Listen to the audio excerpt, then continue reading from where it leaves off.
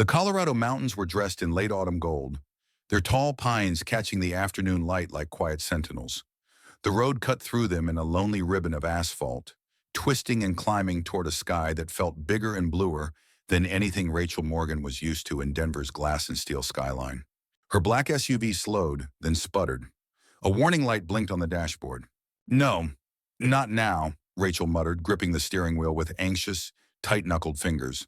A second later, the engine gave out completely. Silence fell, heavy and unforgiving, broken only by the wind brushing against the trees. Rachel pulled over onto the gravel shoulder and let out a long breath. Her heart was beating in a restless, irritated rhythm that had nothing to do with the cold. She checked her phone, one bar, then none. Of course. That morning, she had closed a $38 million logistics deal without breaking a sweat. She had stood in a boardroom filled with skeptical executives and convinced them all to bet on her vision. Rachel Morgan, the razor-sharp, relentless CEO of Morgan Freight Solutions, was not someone who panicked. But alone on a mountain road with no signal and no engine, she suddenly felt very small. She stepped out of the car, heels crunching against the gravel, and popped the hood. The engine stared back at her like a puzzle she didn't know how to solve. "This is ridiculous," she whispered, frustration creeping into her composed face. Then she heard it, the low rumble of another engine approaching from behind. Rachel turned just as an old Ford pickup slowed and pulled in behind her. The truck was faded, scratched, and clearly well used. The kind of vehicle that belonged to someone who worked with their hands, not in an office. The driver's door opened with a soft creak. A man stepped out. He was tall and broad-shouldered, wearing worn jeans and a flannel shirt rolled up at the sleeves. His hands were calloused, his posture grounded and confident, like someone who had spent a lifetime solving practical problems. His face was lightly weathered, but there was a warm, approachable kindness in his eyes that made Rachel hesitate in a way she couldn't explain. "Looks like you're having some trouble," he said, his voice calm and steady. Rachel nodded. "Yeah, it just died on me. Mind if I take a look?" Normally, she would have been cautious. Years of corporate battles had taught her to read people for hidden motives. But something about this man felt different, unassuming, honest. "Please, Herm," she said. He leaned under the hood with easy efficiency, scanning the engine like it was an old friend. Rachel watched him without realizing she was holding her breath. There was something strangely familiar about the way he moved. Precise, unhurried, and deeply competent. "When's the last time you had the battery checked?" he asked. I'm not sure. I bought the car 6 months ago." He nodded. "Well, could be a loose terminal." He walked back to his truck, grabbed a wrench, and returned. As he worked, Rachel noticed his hands. Strong, careful, capable in a way that stirred something deep in her chest. A nagging, unsettling feeling brushed against her thoughts, like a memory trying to wake up. "I'm Rachel, by the way," she said, just to break the silence. He glanced up and gave her a small smile. Easy, genuine, and dangerously familiar. Jack. The name didn't mean anything to her, yet her heart skipped anyway. "You live around here?" she asked. "Yeah, about 15 minutes down the road. I run an auto shop in Ridgemont." He tightened something under the hood and stepped back. "Try it now." Rachel slid into the driver's seat and turned the key. The engine roared back to life. "Oh my God," she breathed. "It worked." Jack closed the hood and wiped his hands on a rag. "Loose battery terminal. Happens all the time." Relief washed over her, followed by a strange, lingering warmth that had nothing to do with the car. Rachel stepped out and reached for her purse. "Thank you so much. Let me pay you." He shook his head immediately. "No need." "Really, I insist. I don't charge people for roadside help." His tone was gentle but firm. Rachel hesitated. In her world, everyone had a price. Everyone wanted something. But Jack didn't look like a man playing a game. He looked like someone who genuinely believed in doing the right thing. She pulled out her business card instead and handed it to him. "At least take this. If you ever need anything, please call me." He glanced at the card. His eyebrows lifted slightly when he read it. "Rachel Morgan, CEO?" "Yes."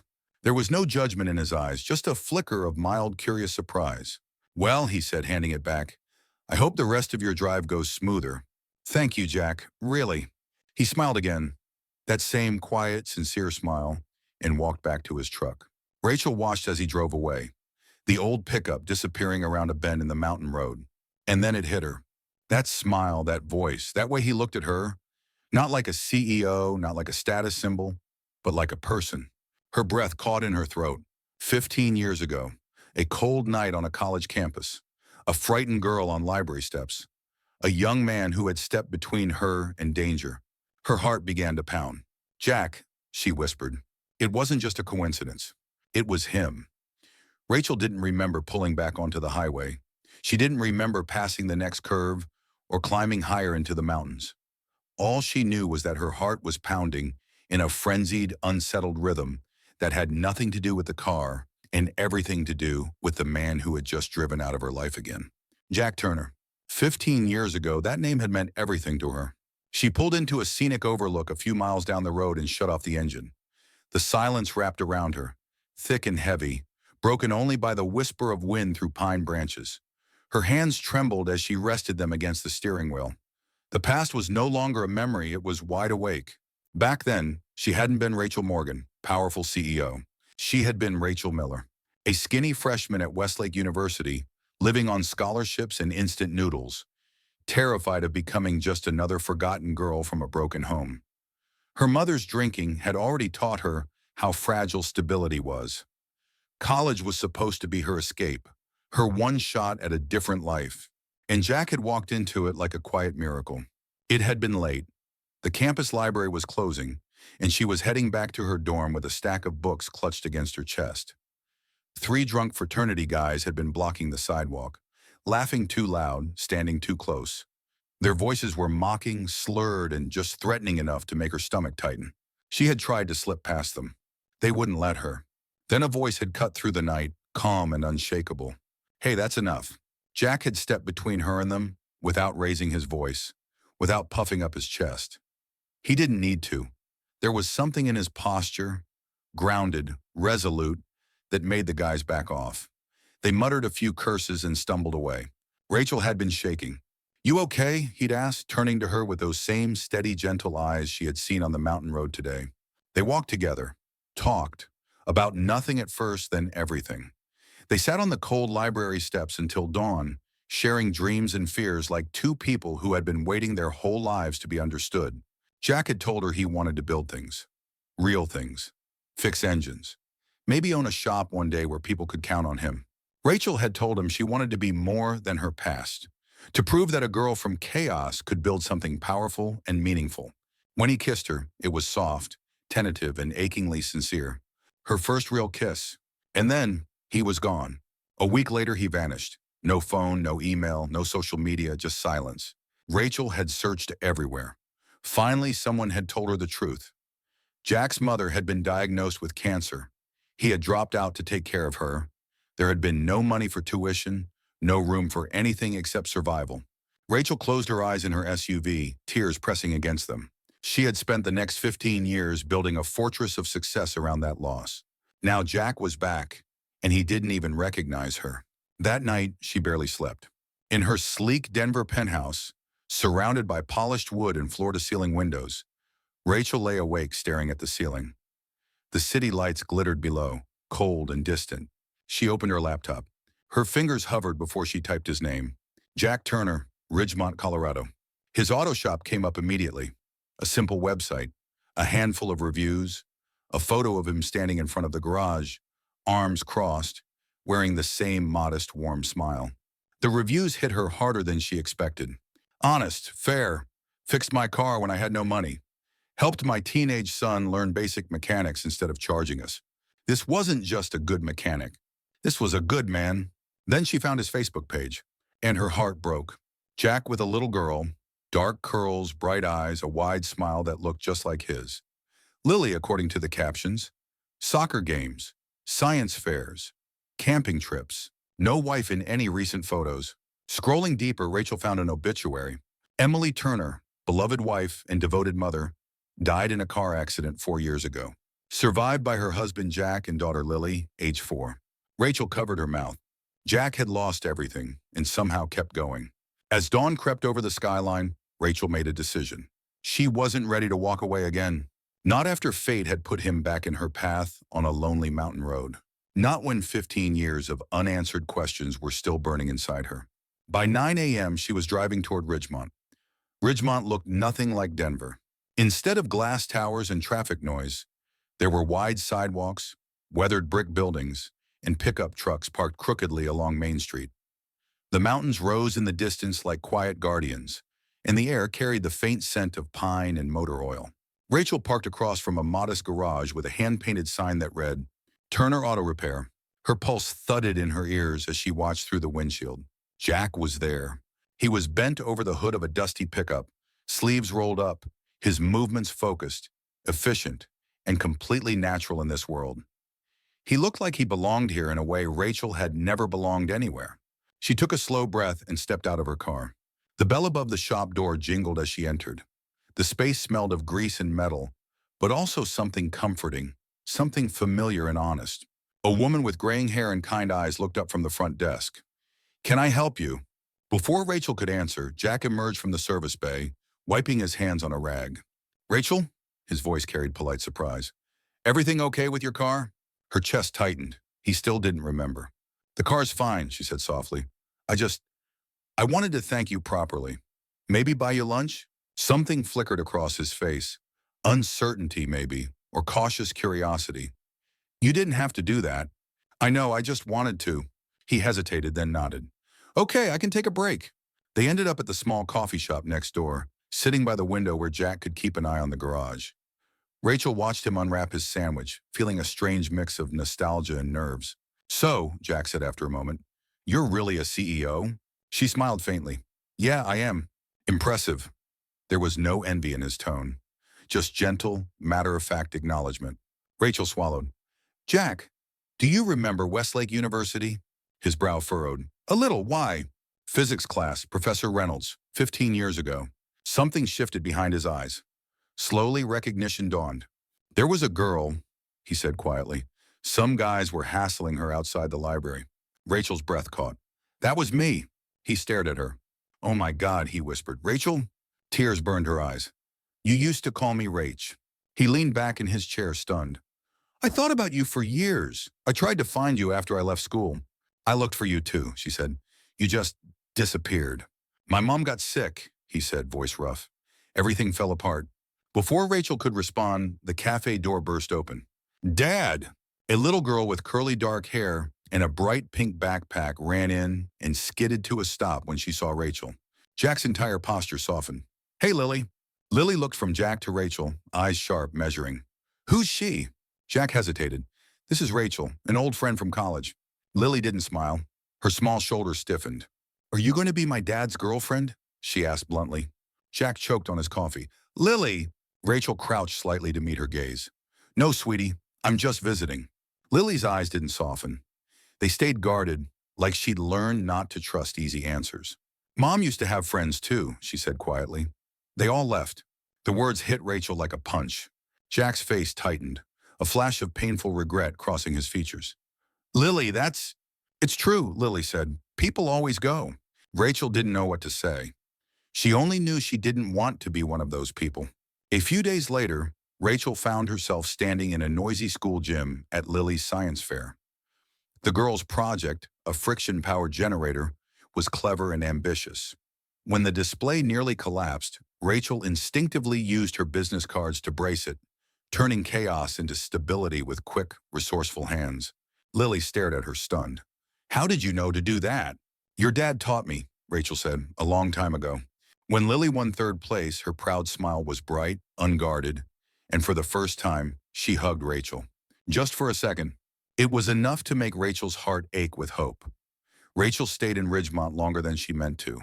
What was supposed to be one quick thank you turned into days, then a week. Each morning, she opened her laptop at the coffee shop next to Turner Auto Repair, pretending to work while her eyes kept drifting to the garage across the street. Jack would look up through the open bay doors and wave. Just a small gesture, but it made something warm and unsettled stir inside her chest. Some days Lily was friendly. She'd sit with Rachel after school, asking careful questions about Denver, about tall buildings and airplanes and whether CEOs really worked at night. Other days she stayed quiet and distant, her little walls snapping back into place without warning. Rachel learned quickly. Lily wasn't rude. She was protective. Of her dad, of herself, of the fragile world she'd built after losing her mom. One afternoon, while Lily worked on homework at the kitchen table, Rachel helped Jack wash dishes. "You're good with her," he said quietly, handing her a plate. Rachel smiled, though it felt tentative. "She's amazing, smart, curious, strong." Jack nodded, pride softening his face. She had to grow up fast. So had Rachel. The thought lingered between them, unspoken but heavy. That night, Rachel's phone rang. Denver, her CFO. "Rachel, we've got a problem. Southwestern Freight is threatening to pull their contract unless you're back full-time. That's 30% of our revenue." Her chest tightened. 30% wasn't just a number. It was employees, jobs, livelihoods. "I'll call them," Rachel said, trying to sound calm, even as panic flickered through her. After she hung up, Jack looked at her from across the kitchen. "Bad news?" She nodded. "I might have to go back to Denver. For a while." The word well sounded thin, even to her. Jack didn't react right away. He just dried his hands slowly, eyes distant. "So go," he said at last. The flatness of his voice stung more than anger would have. "That's it?" she asked. "Just go?" "What do you want me to say?" Jack replied, a trace of weariness in his tone. "You've got a company to run, people depending on you. This," he gestured vaguely around them, "isn't real life for you. It's just a break." "That's not fair, isn't it?" He met her eyes, something guarded and afraid flickering behind them. "You think you can just drop in here, spend time with my kid, and then disappear when work calls? I wouldn't do that. Everyone says that." The words were quiet, but they carried years of hurt. Rachel took a step closer. "Jack, I didn't come here for a vacation. I came because you matter to me." "And when your board says jump," he shot back, "you jump, and Lily gets to watch another person walk out." Rachel felt her throat tighten. "You're pushing me away because you're scared. And you're here because you're lonely," he replied just as sharply. "Those aren't the same thing." The silence between them was thick and brittle. "I should go," Rachel whispered. Jack didn't stop her. The drive back to Denver felt like a retreat. Rachel stared at the highway, her mind replaying Jack's words. Maybe he was right. Maybe she had been chasing a memory, not a future. Her meeting went better than expected. The client had been bluffing. The crisis faded. But when Rachel returned to Ridgemont days later, her heart felt heavy. She found Lily outside, riding her bike in the parking lot. "You came back," Lily said, not smiling. "I did." Lily crossed her arms, small but defiant. "Dad said you might not." Rachel swallowed. "I had to go for work, but I came back." "You'll go again," Lily said simply. "Everyone does." Jack pulled into the lot just then, the truck rolling to a stop. He saw Rachel, then Lily. His expression shifted, tired, resigned. "I should go," Rachel murmured. Jack looked at her. Something conflicted in his eyes. "You probably should." And as he drove away with Lily, Rachel realized she was watching him disappear a second time. This time, it hurt even more. Rain drummed softly against the roof of Rachel's rental cabin, a slow, restless rhythm that matched the knot in her chest. She sat at the small wooden table with her laptop open, staring at spreadsheets that suddenly felt meaningless. She had kept the contract. She had saved the company. And yet she had never felt more hollow. Jack's words from the parking lot echoed in her head. "You probably should." Maybe he was right. Maybe she was only a visitor in Ridgemont, a woman who belonged to boardrooms and hotel suites, not small kitchens and secondhand furniture. Maybe what she wanted was something she didn't know how to have. Her phone rang, an unfamiliar number. She almost didn't answer. "Hello?" There was a small pause, then a thin, trembling voice. "Rachel, it's Lily." Rachel shot to her feet. "Lily, what's wrong?" "I'm at soccer practice, and Dad got stuck on a job, and Mrs. Peterson has to leave, and I don't know what to do." Her words came out fast and anxious, barely holding together. "I tried calling Dad, but he didn't answer. Then I remembered your number." Rachel was already grabbing her keys. "I'm coming right now. Stay where you are." The field was nearly empty when she pulled in. Lily sat alone on the bench, her pink backpack beside her, eyes scanning the parking lot. The moment she saw Rachel, her shoulders sagged in visible relief. "You came," Lily whispered. Rachel knelt and hugged her without thinking, the girl's small arms wrapping around her with surprising strength. "Of course I came." They drove back toward Ridgemont in silence, rain streaking the windshield like tears. "Are you and Dad mad at each other?" Lily asked quietly. Rachel hesitated. "We had a disagreement." "He thinks you're going to leave," Lily said. "He always thinks that." "Do you think I will?" Lily looked down at her hands. "Everyone does." The words were simple, but they landed with devastating weight. When they pulled into the driveway, Jack's truck was already there. He rushed out, face tight with worry. Lily, he started, then froze when he saw Rachel. She called me, Rachel said gently. I picked her up. Jack exhaled, relief flickering through his features. Thank you. Lily tugged on his sleeve. Can Rachel stay for dinner? Jack hesitated, clearly torn. I don't know. I'd like to, Rachel said softly. After a moment, he nodded. Okay. Dinner was awkward at first. The air felt fragile, like one wrong word could break it. But Lily filled the silence with chatter about school and soccer, and slowly the tension eased. After Lily went upstairs, Jack and Rachel stood in the kitchen. I'm sorry for what I said, he muttered. I was scared. So was I, she replied. He looked at her, eyes searching.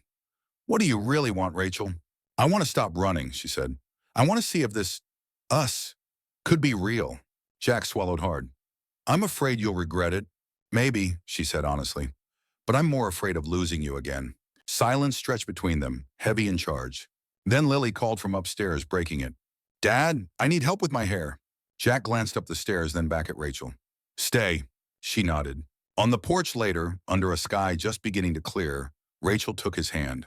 I'm willing to try, she said, slowly, carefully, but really. Jack squeezed her fingers. Then maybe, so am I. The porch was quiet except for the soft chirping of crickets and the distant hum of traffic on the highway.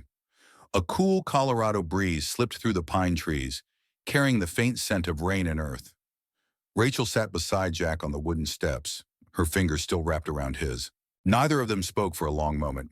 What they were doing felt fragile, uncertain, and yet quietly hopeful. The kind of beginning that didn't come with fireworks, but with something much more dangerous. Real stakes. I don't know how this is supposed to work, Jack said at last, staring out into the dark. I've got a kid who's scared of being abandoned, a small business that barely keeps the lights on, a life that isn't glamorous. Rachel turned toward him. I don't need glamorous. I need something that's honest. He let out a slow breath. You built an empire. Don't you ever worry you'll wake up one day and resent this? Resent me? She thought about the glass penthouse in Denver, the endless meetings, the applause that faded as soon as the doors closed. I already resent the life I had, she said quietly. I was powerful and completely alone. Jack looked at her then, really looked, as if seeing past the tailored jacket, past the polished CEO persona, straight to the woman who had once been a scared college girl sitting on library steps. What about Lily, he asked. She's been through hell. If you're in our lives, it can't be temporary. Rachel nodded, her eyes steady. I know, that's why I'm here. Not for a visit, not for a fantasy. I want to be part of her world, if you'll let me. From inside the house, Lily's laughter floated through the screen door as she watched cartoons before bed. The sound was light and innocent, but it carried a weight that neither adult could ignore. Jack rubbed a hand over his face, torn between fear and longing. I'm terrified, he admitted. So am I, Rachel said, but maybe that's what makes it real. He turned toward her, his expression vulnerable and unprotected in a way that had nothing to do with strength and everything to do with courage. Slowly, he leaned in and kissed her, not rushed, not desperate, but careful, like he was stepping into something he didn't want to break. Inside, Lily appeared in the doorway, pajama-clad and rubbing her eyes. She stopped when she saw them. Are you staying? She asked quietly. Rachel met her gaze. I'm not going anywhere tonight. Lily studied her for a long moment, then nodded once, as if filing that promise away. Good, she said. Dad needs people who stay. Jack's throat tightened. Over the next few weeks, things didn't magically become easy. Rachel still traveled to Denver twice a week. Jack still worried every time she left. Lily still watched carefully, counting every promise kept and every promise broken. But slowly, trust began to grow. Rachel showed up to soccer practice. She helped with homework. She stayed for dinner. And Lily stopped flinching when Rachel said, I'll be there. One evening, as the three of them sat around the kitchen table eating takeout and laughing about a science project gone wrong, Rachel realized something that no business deal had ever given her. She felt needed, wanted, and finally, home. So here's the question for you. If you had everything the world says you should want, money, power, success, but not a single person waiting for you at home, would you give it all up for love? And if you were Jack, would you risk your heart again for someone who might leave? If this story touched you, made you think, or reminded you that the bravest thing in life is choosing connection over comfort, don't forget to subscribe, hit the like button, and turn on notifications. More stories about love, healing, and second chances are waiting for you right here.